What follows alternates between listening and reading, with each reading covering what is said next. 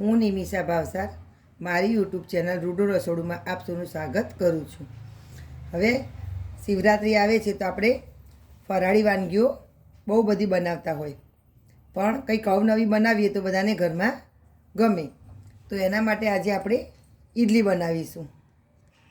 તો ફરાળી ઈડલી બનાવીશું. તો એના માટે જોઈશે મોરૈયો, જે સામો કહેવાય. ઉપવાસમાં આપણે જે ખાઈએ એ મોરૈયો, સાબુદાણા, સોડા, ઈનો પણ નાખી શકાય, પણ અત્યારે મેં ટાટાનો સોડા આવે જે આપણે એ લીધો છે, દહીં અને મીઠું. હવે આપણે પહેલાં મોરૈયો માપ જોઈ લેવાનું. તો એક વાડકી મોરૈયો હોય આખી, તો એમાં 3 થી 4 ચમચી જેટલા સાબુદાણા નાખવાના. બહુ સાબુદાણા નાખશો તો એકદમ ચીકણું ચીકણું થઈ જશે. અને મોરૈયાને અને સાબુદાણાને અલગ અલગ પલાળવાના. તો 2 થી 3 કલાક માટે પલાળવાના. મોરૈયાને જુદા પલાળવાના અને સાબુદાણાને પણ જુદા પલાળવાના. અને સાબુદાણાને તમે પલળ્યા પછી આમ દબાઈ અને જોવાના, એકદમ સરસ પલળી ગયા હોય, દબાઈ જાય એવા, તો એ પરફેક્ટ પલળી ગયા કહેવાય. અને મોરૈયો પણ સરસ દાણો આપણે ચોખા પલળ્યો હોય અને પોચો આમ નખથી દબાવીએ એવો થઈ જાય એવો પલળવા દેવાનો. અને પછી બંનેને દહીં નાખી અને આપણે જેમ ઢોકળાનું અને ઇડલીનું કે ઢોસાનું ખીરું આપણે જે ક્રશ કરીએ એવી રીતે આને મિક્સરમાં ભેગું ક્રશ કરવાનું. પલાળવાના જુદા જુદા બંને, પણ ક્રશ કરતી વખતે અમે ભેગા ક્રશ કરી લેવાના. અને એકદમ દરદરું સરસ, બહુ એકદમ ઝીણું એ પણ નહીં, એકદમ સહેજ દરદરું પીસી લેવાનું. તો હું તમને ખીરું બતાવું. આપણું સરસ પીસેલું ખીરું તૈયાર છે. હવે આ ખીરાને આપણે 2 થી 3 કલાક માટે તડકે મૂકી દેવાનું, આથો આવવા માટે. એટલે આપણા ઇડલીના આથા, આપણે ઇડલીના ખીરામાં આથો આવે એવી રીતે આમાં પણ આથો સરસ આવી જશે.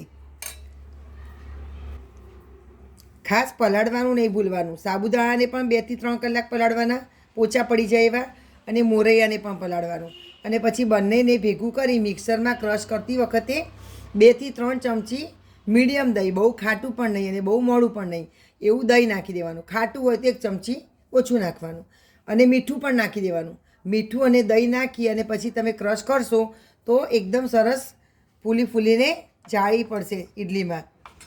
એટલે અને પછી એને ક્રશ કર્યા પછી પણ 3 કલાક માટે એને રેસ્ટ આપવાનો. હવે આપણે આ ખીરું 3 કલાક માટે રેસ્ટ આપી દીધું, 3 થી 4 કલાક. તો એકદમ સરસ મિક્સ થઈ ગયું અને આથું પણ સરસ આવી ગયું હતું. હવે એમાં આપણે સોડા નાખીશું. હવે સોડા નાખી અને એને બરાબર હલાવી લેવાનું. સોડા નાખ્યા પછી 2 મિનિટ સુધી આવું એક જ દિશામાં સરસ હલાવવાનું. એટલે અંદર એરેશન થશે, એટલે સરસ આપણી ઇડલી એકદમ ફૂલીને દડા જેવી થશે. સોડા નાખી અને સરસ 2 થી 3 મિનિટ માટે આપણે હલાવીને તૈયાર કરી દીધું. હવે આ આપણું પાણીમાં ગરમ થવા મૂકી દીધું હતું, એ આપણું ગરમ થવા માંડ્યું છે, ત્યાંથી ગ્રીસ કરી લઈશું.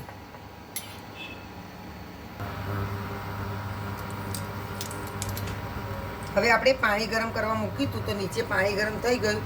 હવે આપણે આ ઇડલીની પ્લેટ હતી અને આપણે ગ્રીસ કરીને મૂકી.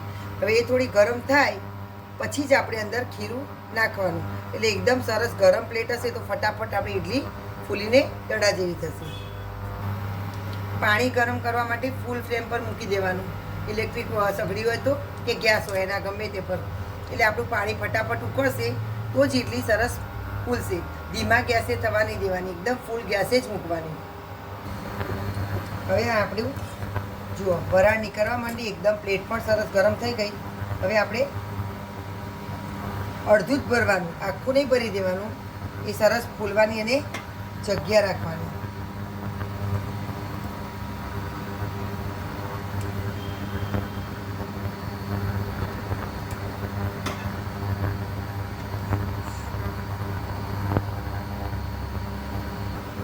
હવે આપણે આને બંધ કરી અને 10 થી 12 મિનિટ માટે થવા દઈશું.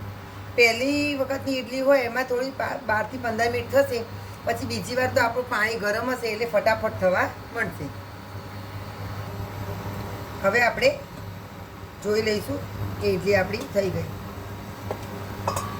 પરફેક્ટ. આવી રીતે ચપ્પાને સહેજ પણ ચોટે નહીં એટલે આપણી ઇડલી કમ્પ્લીટ સરસ થઈ ગઈ છે. હવે ઘણા લોકો અંદર આપણે પેલી સાદી ઇડલી આવે એમાં આપણે જીરું નાખતા હોઈએ છીએ ઉપર, કાં તો અંદર પણ કોથમીર ને બધું, તો એ પણ તમે ઉપવાસમાં ખાતા હોય તો નાખી શકાય. ઉપર તમે જીરું નાખો, શેકેલું જીરું હોય એનો થોડો અધકચરું પાવડર કરી દેવાનું અને પછી એને થોડું ક્રંચ કરવાનું, કાં તો પછી તમે મરી પાવડર નાખો તો પણ એકદમ સરસ ટેસ્ટ આવશે. જો ચટણી ના ખાવી હોય તો ઉપર મરી પાવડર ભભરાવીને પણ તમે ઇડલી બનાવી શકો.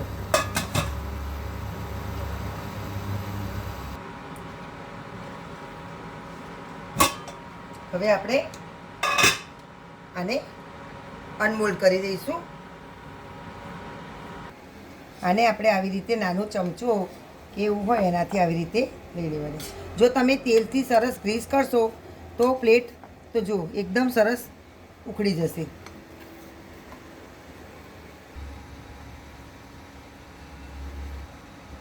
આ આપણી ફરાળી ઇડલી તૈયાર અને સાથે ફરાળી ચટણી.